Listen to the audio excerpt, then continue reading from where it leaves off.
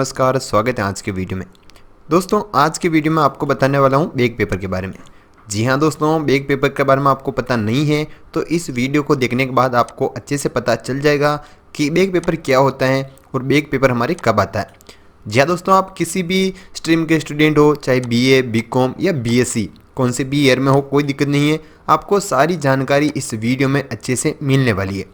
दोस्तों जानेंगे कि बैक पेपर क्या होता है और बैक पेपर आपके कब आती हैं। क्या दोस्तों, आपको अच्छे से मैं बताने वाला हूँ इस वीडियो में। किसी स्टूडेंट का रिजल्ट भी मेरे पास है, उसके आधार पर भी आपको अच्छे से और समझ में आ जाएगा।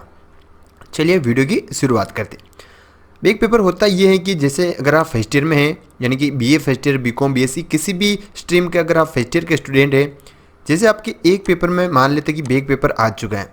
क्या दोस्तों, यानी कि बैक लग चुकी है आपके एक पेपर में, तो होता है कि आप उसमें पास तो हो जाते हो, यानी कि फर्स्ट ईयर में आप पास माने जाते हो, लेकिन सेकंड ईयर में आपको एग्ज़ाम फिर से फर्स्ट ईयर के उस बैक पेपर का देना होगा। जैसे मान लेते कि आपके भूगोल के 2 पेपर हुए, फर्स्ट और सेकंड। मान लेते कि आपके उसके फर्स्ट पेपर में कम नंबर थे, 36 नंबर नहीं हुए थे और आपके बैक पेपर आ गई। बैक पेपर कितने पेपर में आती हैं आपको आगे मैं जानकारी देने वाला हूँ।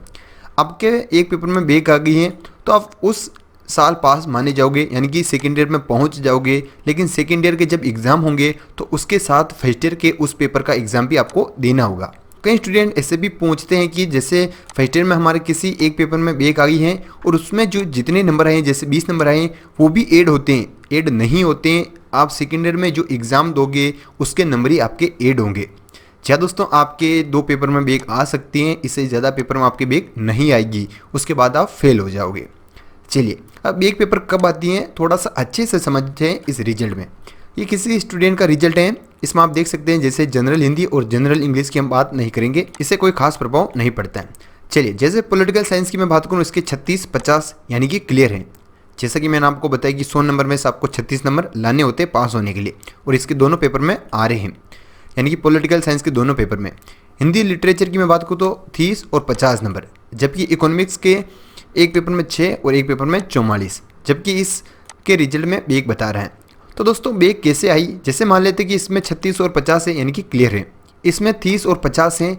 आपको बता दूं कि इसमें 50 नंबर हैं, अच्छे खासे नंबर हैं, और 36 नंबर पास होने के लिए चाहिए। तो फर्स्ट पेपर में 30 नंबर ही हो रहे हैं, लेकिन 6 नंबर का इसके ग्रेस लग जाएगा, इसलिए ये हिंदी लिटरेचर में भी क्लियर है। चलिए अब आपको अच्छे से समझ में आएगा कि बैक पेपर क्या होता है। अब इकोनॉमिक्स के एक पेपर में इसके 6 नंबर हैं, जबकि सेकंड में इसके 44 नंबर है, यानी कि एक पेपर में बहुत ही कम नंबर है, जबकि एक में ये क्लियर है। तो दोस्तों ऐसी स्थिति में ये फर्स्ट ईयर में क्लियर हो जाएगा। क्या दोस्तों, लेकिन सेकंड ईयर में इसको इकोनॉमिक्स का फर्स्ट पेपर फिर से देना होगा। उसमें मान लेते हैं इसके 40 नंबर आ जाते हैं, तो फर्स्ट ईयर के रिजल्ट में इसके 40 नंबर ऐड हो जाएंगे और यहाँ पर 44 नंबर हो जाएंगे, यानी कि टोटलिंग आपके जो होगी वो सेकंड ईयर में जो पेपर होगा उसके आधार पर होगी। कई लोग पूछते क्या ये 6 नंबर पे ऐड होंगे हमारे रिजल्ट में? जी ऐसा नहीं होगा। उसमें अगर आपकी बैक लगी हैं तो पुराने नंबर से आपका कोई लेना देना नहीं है। आप फिर से जो एग्ज़ाम दोगे, यानी कि बैक पेपर दोगे, उसका नंबर ही आपके ऐड होंगे। साथ ही फर्स्ट ईयर में बैक आती है तो सेकंड ईयर में उसका एग्जाम होता है, सेकंड ईयर में बैक आती है तो फाइनल ईयर में उसका एग्जाम होता है, और फाइनल ईयर में मान लेते कि आपकी बैक आ गई है तो उसके 1 या 2 महीने बाद आपके बैक पेपर का एग्जाम होता है। जैसे हमारे 10th 12th में होता है कि हमें सप्लीमेंट्री आ जाती हैं, 1 या 2 महीने में फिर से सप्लीमेंट्री का पेपर होता है, उसी के आधार पर ये बैक पेपर होता है, यानी कि आपको अगले साल पेपर देना होता है, जबकि सप्लीमेंट्री में आपको 1 या 2 महीने के बाद देना होगा।